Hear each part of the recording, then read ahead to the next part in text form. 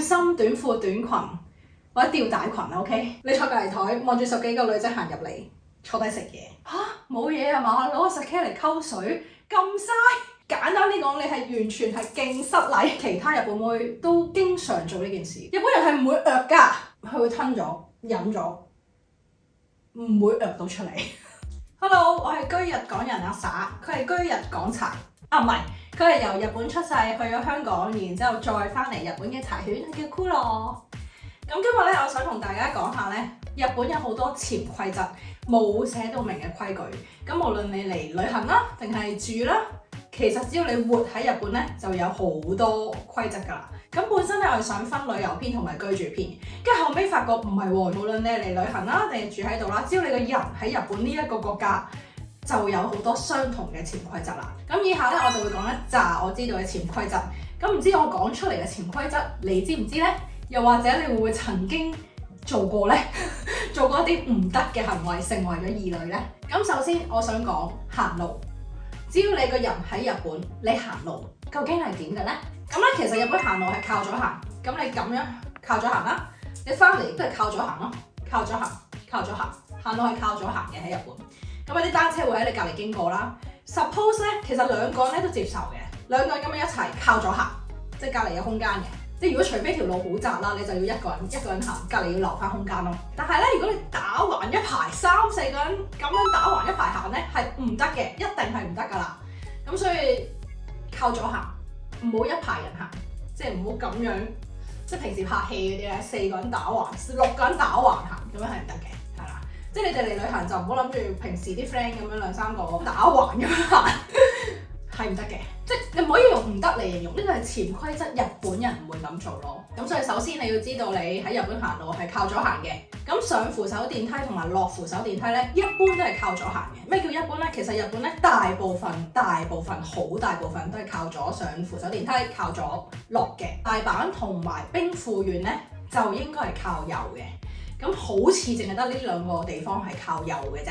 咁同樣道理啦，扶手電梯你唔好2個人企咗，即係如果你2個人企咗個扶手電梯，應該係冇路上落㗎啦嘛已經。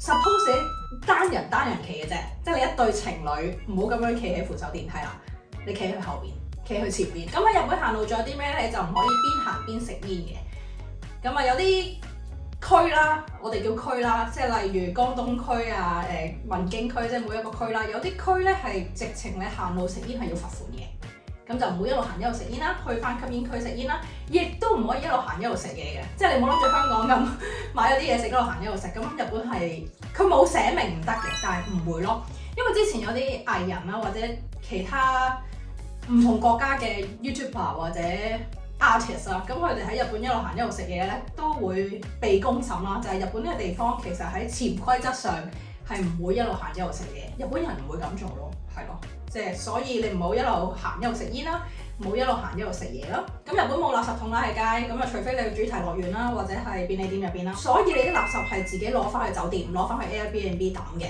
咁就唔好諗住喺街平時用完喺香港咁，你用完張紙巾會抌落垃圾桶，係冇嘅。咁所以要攞翻酒店處理，亦都唔好行入去一個食嘢嘅地方去餐廳，咁你食完嘢就將自己啲膠樽啊垃圾抌喺人哋鋪頭喎，係唔得嘅。攞翻酒店，攞翻去 Airbnb 抌，係啦。咁所以垃圾你要自己帶走啦。便利店，咁頭先就話便利店裏面有垃圾桶，但係便利店嘅垃圾桶其實係 for你喺便利店買完食完用完嘅垃圾抌嘅，咁就唔係 for你外來帶一啲垃圾入去抌咯。所以垃圾係攞翻酒店，攞翻 Airbnb 處理咗佢。咁而便利店咧，其實便利店有啲潛規則嘅，雖然佢冇寫明。Suppose 你行入便利店去廁所，你係有幫襯使用佢嘅廁所咯，而唔係行入去當去公共廁所咁樣係，其實係唔得嘅。即係日本人唔會啦。你 suppose 買一樽嘢飲，買包紙巾乜都好啦，你係有幫襯而使用佢嘅廁所嘅 ，OK？ 呢個係日本嘅潛規則，日本人會咁做。咁出面停車場啦，便利店嘅停車場大家都可能會過去停一停車㗎啦。Suppose 你係有幫襯停一停車，例如你揸下車想揾路，你行去便利店停低泊低車，唔該你行入去買樽嘢飲，買個熱食乜都好啦。Suppose 你係有幫襯至停嗰架車喺便利店出邊嘅停車場咯。咁咧其實潛規則咧，我仲想講食嘢啦、用筷子啦、住喺度啦，所有都仲想講嘅。咁不過我而家想先講咗一件我親身經歷嘅事先，因為呢個親身經歷嘅事呢，可能你哋冇人聽過或者冇人遇過。如果你唔係喺日本同日本人做過嘢啦，或者冇同日本人相處過啦，可能你唔知嘅。咁係咩呢？咁啊，日本人請客啦。原來日本人請客係咁嘅。我經歷咗一次，經歷咗2次，我就識啦。咁係點呢？咁有一次3個人啦，咁啊2個日本人，我1個香港人啦，跟住就去食嘢。咁啊都知道係其中一個長輩前輩，佢會請客㗎啦，佢會請我哋食飯。咁啊入到間食嘢嘅地方啦，我其實都唔記得食乜嘢。總之入到去坐低，呢一個大會請客會俾錢嗰個啦，大前輩啦，咁佢就問我同埋問另外一個人，就係你2個有啲咩唔食㗎？我仲揭緊 menu 喎，揭啦。我唔食啲乜嘢，佢唔食啲乜嘢，咁答完啦，嗌侍應啦，即係呢一個會請我哋食飯嘅人就嗌咗侍應，然之後嗌嘢食，嗌咗3個完全一樣嘅 set， 我嗰下呆咗，佢嗌咗3份一樣嘅 set， 我仲揭緊 menu 喎，我呆咗嚇，食飯冇得揀㗎，咁原來佢問我哋2個唔食啲乜，就係嗌一份個 set 裡面冇我哋2個唔食嘅嘢嘅。咁即係嗌一份3個人都食嘅嘢啦。其實佢唔食啲咩，我哋唔知啦。咁當然，咁問咗我哋2個唔食啲乜，咁啊佢嗌咗 set，然之後嗌咗3份一樣嘅 set。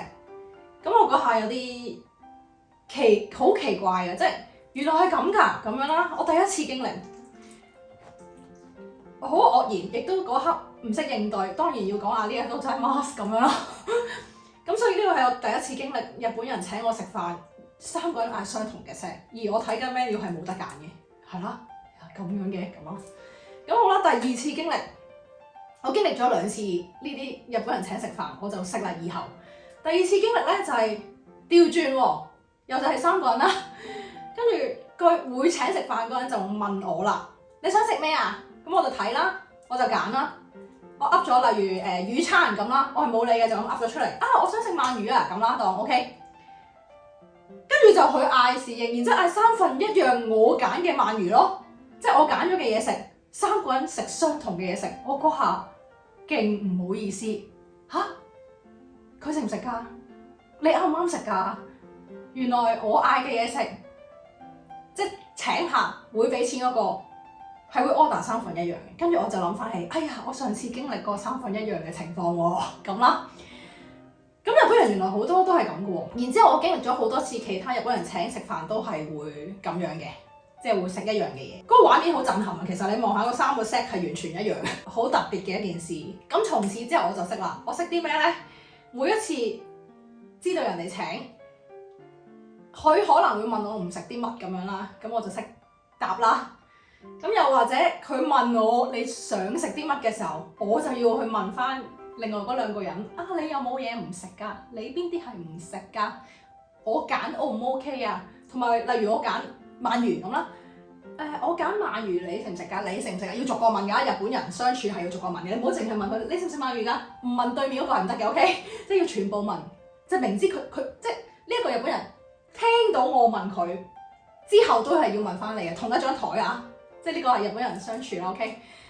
咁所以我學識咗問人哋，即係如果叫我揀啊，問人哋你有啲咩唔食，我揀完啦，要問佢食唔食，即係你食唔食？如果有好多個人，就要每一個人問佢食唔食咁樣啦。咁所以我識得咁樣同日本人食飯啦。如果佢請我食飯，咁仲有就係因為人哋請啦，通常都會揀一個中價嘅嘢食，就唔會揀最貴同最平。即係你知我哋，即係尤其是旅行啦，你哋一嚟到，喂，咁梗係揀樣呢度最名物同埋最貴嘅嘢食㗎啦，咁樣啦。咁因為而家你知道人哋請，或者你估到應該人哋請咧，都會嗌一個中價嘅嘢食咯。係啦，呢個經驗係好得意啊！即係我第1、2次經歷嘅時候真係第一次都冇得揀嘅狀況已經呆咗。第2次就係我揀完要同我食埋同一樣嘢，佢啱唔啱食㗎？咁樣啦。咁所以經歷咗2次日本人請我食飯咧，我就識咁樣處理啦。唔知你哋有冇聽過呢啲情況咧？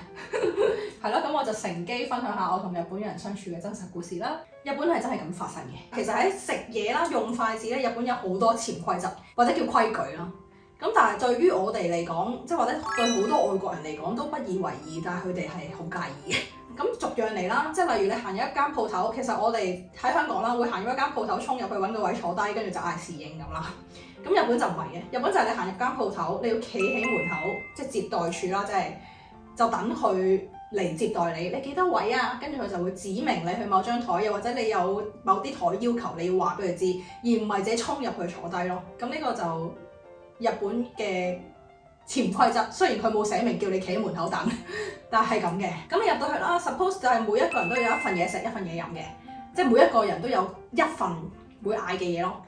咁就例如你兩個人入去想 share 一個麵咧，基本上喺日本係唔會發生嘅，即係日本人唔會咁做咯。同埋 suppose 店家啦，即係鋪頭嘅人啦，或者日本人啦，都唔 suppose 呢件事會發生嘅。喺佢哋呢個潛規則裏面，就係每一個人一份嘢飲或者一份嘢食啦。咁有啲咩情況唔係一個人一份嘢飲或者一份嘢食嘅咧？就係你例如燒肉，燒肉你會嗌好多碟好大份嘅燒肉，有好多件，跟住一齊燒一齊食，呢啲情況就會發生咯。即係例如甜品pancake， 即係喺日本其實係唔會嗌一份兩個人食嘅，係 suppose 一個人一份嘅咁咯。即係又或者你真係嗌一份 pancake， 你都要另一個人嗌杯嘢飲咁樣。呢個就基本上係一人一份咯，即係其實甜品都係 suppose 你每人一份嘅，不過你一個人嗌一份，一個人嗌嘢飲咧都唔過分，但係你嗌一份嘢兩個人 share 咧係有啲過分嘅，喺日本人眼中呢一個係潛規則啦，你當即係或者日本人唔會咁做，所以其實唔 suppose 咁樣 share 嘢食嘅，係啦。咁啊晚餐啦，尤其是晚餐啦，你一入到間鋪頭一坐低一秒，可能一秒嘅侍應就會衝埋嚟問你飲咩，你未開 menu未睇 menu 乜都未嘅。係因為呢個係日本人嘅習慣嚟，簡單啲講就係行入一間鋪，尤其是晚餐啦，就會即刻嗌嘢飲嘅。而日本人通常第一杯嘢飲都係 Nama Biru 生啤，係啦，基本上係冇諗直接答嘅。咁而呢一個亦都算係日本嘅潛規則，尤其是你大班人，成班日本人基本上呢一個係決定咗、確定咗會咁做嘅嘢咯。第一杯 Nama Biru 係啦，咁然之後第2、3、4、5、6杯就會隨便你中意飲咯，咁樣咯。咁我又分享一個個人親身經歷。咁如果你睇過我講日本妹全裸啦嗰條片咧，咁啊其實我就曾經 working holiday 啦，就同日本妹一齊住過嘅。咁我哋會一班人10幾20個女仔去食飯嘅。其實個畫面好壯觀嘅。你諗下，你喺沖繩背心、短褲、短裙或者吊帶裙啦 ，OK， 跟住就10幾20個女仔行入一間居酒屋食嘢。你坐隔離台望住10幾個女仔行入嚟坐低食嘢。O.K. 個畫面係唔錯嘅，拍嘢好正咯呢啲。咁跟住就係頭先講啦，一坐低就係首先大家都會Nama Biru，第一杯Nama Biru啦，咁啊全部都係㗎啦。咁第2、3、4杯就隨便嗌自己中意啦。我記得有一次經歷係好深刻嘅。咁有一晚我哋又係10幾20個女仔去食嘢啦，行入居酒屋啦，坐低啦，然之後第一杯Nama Biru啦，飲完呢杯Nama Biru，跟住就嗌一支好大嘅 Sake， 應該1 lit 2 lit 嗰啲啦，因為10幾20個人啊嘛我哋。佢哋做咩咧？佢哋Mizuwari溝水喎，每人一個玻璃杯啦，然之後擺冰落去。香港 mix 呢啲嘢飲就唔同嘅，就可能一個大壺啦，加冰、加綠茶、加 whisky、加蘇打咁樣，咁啊一壺斟俾大家飲咁樣啦。呢個係香港溝 mix 一啲嘢飲啦。咁而沖繩啦，或者日本啦，就係一人有個玻璃杯啦，然之後將啲冰擺落個玻璃杯，然之後倒個 sake，跟住咧幾乎全台嘅女仔都係啊，跟住加水咯。即係1/6嘅 sake，5/6嘅水，裡面有冰咁啦。呢一杯係佢哋 Mizuwari 溝水嘅 sake， 佢哋飲完第一杯 Nama Biru 就好多人都係飲呢個。我嗰下係呆咗，嚇冇嘢啊嘛，攞個 sake 嚟溝水咁嘥，我唔明喎。當然 sake 有啲斟得少啲，有啲斟得多啲，但係好平均你大家都係1/6嘅狀態，係 sake 5/6係水咁啦。咁我唔係噶嘛，我好飲得噶嘛，以前即刻好型，而家唔飲嘅一滴都唔飲 ，OK？ 咁我就 on rock， 我就淨係冰。圍住我3、4個日本妹啦，都話嚇你真係就咁飲啊？嚇我哋加水嘅喎，即係佢擔心我唔識，我估，同埋佢擔心太 strong， 即係啲 sake 就咁加冰勁得滯，係啦，我諗佢係擔心呢樣啦。跟住我答佢，我諗咗陣嘅，其實我諗咗陣就係其實我飲咗啖㗎啦，我飲一啖 on rock 擺低冇嘢咁樣啦。但係佢哋好緊張地，咁我日本人文化 OK， 咁我就都好喎，我加水啦咁樣啦，即係大家都咁講嘅時候，咁我就加水啦。加完真係真係冇料到喎咁啦，跟住就冇啦。飲完嗰杯，我第二杯我乜都冇加啦，都係 on rock 算啦。咁因為我順應佢哋做咗一次，而我跟住都係做翻原生嘅味道，咁都有一個有再問嘅，都係唔加水好啲啊咁樣啦。咁我答佢係啊，呢個 Sake 好好飲啊，我真係好想飲到 Sake 嗰個味啊，咁所以我就咁 on rock，咁我咁答佢啦。同埋因為我始終做咗佢哋 suggest 加水嗰件事啊嘛，咁所以跟住嗰啲就冇啦，我全部 on rock，咁我真係飲 Sake on rock。呢個經歷我幾深刻嘅，加水 Sake 咁啦。咁後尾我發覺我之後去過日本唔同嘅地方，亦都有好多唔同日本人一齊相處啦。我發覺好多女仔都係 Sake 加水喎，即係唔係淨係嗰一批嗰扎10幾個女仔嘅日本妹咯，即係其他日本妹都經常做呢件事。我同好多去飲嘢都發覺Mizuwari，佢哋中意咁飲嘅，咁啊係咯，係咪好奇怪咧？如果你喺香港見到一個人嗌 Sake，然之後加冰溝水，你有咩反應啊？但係佢哋係咁咯，係啦。又講日本妹嘅故事啦。我講日本妹飄走咗。頭先就講緊，如果你行入一間日本嘅餐廳啦，咁啊首先要喺門口等佢帶位啦，話俾佢聽幾多人啦。咁跟住就suppose 每個人要有一份嘢食或者一份嘢飲啦，亦都唔 suppose 你嗌一個麵嗌一份飯 share 兩個人食啦，先嗌一杯嘢飲，再嗌嘢食。咁啊呢個係日本嘅潛規則啦。咁好啦，食嘢筷子，我覺得筷子日本係勁多規矩嘅。咁好啦，你喺日本用筷子，你擺喺個碗上面，原來擺個碗上面係唔得嘅喎，即係對筷子唔可以咁樣擺個碗上面咯。咁應該擺邊咧？擺翻喺人哋啲筷子做咯。咁好啦，個筷子你唔可以拮落啲嘢食度啦，垂直插起一個嘢食咁樣啦，係唔得嘅。咁啊，仲有筷子係咩咧？咁筷子 suppose 你係唔可以攞嚟接人哋嘅嘢食，即係唔可以筷子夾嘢食，再筷子接嘢食咯。咁跟住筷子咧，亦都唔可以選啦，唔可以含喺度選筷子啦。咁筷子亦都唔可以插喺個碗啦，插喺個碟啦，拉個碟或者拉個碗過嚟嘅。咁筷子唔可以就咁插喺個飯度就咁㗎啦。咁食飯咧，喺日本咧，呢碗係一碗飯啦。你碗飯咧唔係咁樣夾嚟食嘅喎，碗飯係要攞起夾嚟食嘅喎，但係係啦，日本就係攞起碗飯夾飯食咯。咁你喺香港會扒飯，日本係唔會扒飯，日本係夾飯食，同埋 suppose 裡面係一粒飯都唔剩，你要食晒嘅。係啦，其實日本食嘢係 suppose 完全唔會食剩嘢食嘅，唔剩到啲咩程度咧？就係醃喺度啲碟仔嗰啲嘢食 suppose 都唔會剩翻嘅，俾嗰碟沙律仔你嗰啲沙律啲菜 suppose 都係食晒㗎咯。咁所以喺日本嗌嘢食咧，係 suppose 你自己食到幾多嘢係嗌翻嗰個份量嘅嘢食嘅。咁亦都食剩嘢食係唔會打包嘅，唔會外賣走嘅。日本係唔會嘅，日本人唔會咁做咯。咁我唔知而家會唔會有啲旅遊地區係可以做到你食完嘢可以打包可以 pack 走咁樣。咁但係其實日本人唔會咯，同埋喺日本嘅潛規則裡面食剩嘅嘢係唔會打包，亦都 suppose 唔會食剩嘢嘅。咁同埋唔會用筷子撩牙啦。咁筷子有呢堆啦，咁同埋你食緊嘢嘅時候手踭係唔會撐上台咯，即係唔會咁樣食嘢咯，即係唔可以擺上台嘅手踭。咁仲有就係唔會食到嚼嚼聲啦。亦都唔會食緊嘢講嘢，人哋望到你口裏面嘅嘢食係唔會嘅。咁仲有一樣好得意嘅嘢，即係你飲完可樂啦，你食飽啦，總之你食完好多情況，好多時你會出嚟啊，咁啊，我唔記得點唔係咁。日本人係唔會㗎，其實佢會嘅，佢身體會有呢個反應，但係佢會吞咗同忍咗咯，即係當佢想嘅時候。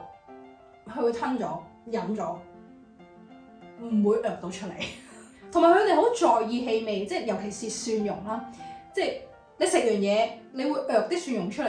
簡單啲講，你係完全係勁失禮。no 呢樣唔得啊！應該會日本人可能會咁諗。同埋甚至乎有時，即係有啲嘢食係有蒜蓉咧，佢幾乎所有日本人都會問咗你蒜蓉 OK 嘛？你聽日都 OK 嘛？咁樣，因為佢驚你啲蒜蓉留咗喺身體裏面，然之後有氣味影響埋聽日。你返工，你見人咁樣咯。今日講咗好多日本嘅潛規則啦，你係咪全部都知道咧？你係咪全部都冇做過咧？你有冇曾經成為異類咧？咁啊，仲講咗我啲親身經歷啦，日本人請客嘅情況啦，同日本妹飲 Sake 嘅情況啦。咁啊，嚟緊下一次咧，仲有好多嘢講。我想講電車啦，我想講喺度住啦，同埋咧買個關子。我係有同10幾個日本妹去沙灘玩嘅，你幻想下，全部日本妹着泳衣。仲有就係我會公開日本妹一張嘅相，孖女嚟嘅，因為咁而沖繩妹嚟嘅。咩叫沖繩妹咧？咁沖繩妹同日本妹有咩唔同咧？雖然佢都係日本妹，咁不過沖繩嘅女仔咧，皮膚可能黑少少，有啲辣妹 feel 嘅，咁同埋係一對孖女嚟嘅。好快會出下一條片，下條片我哋繼續日本嘅潛規則。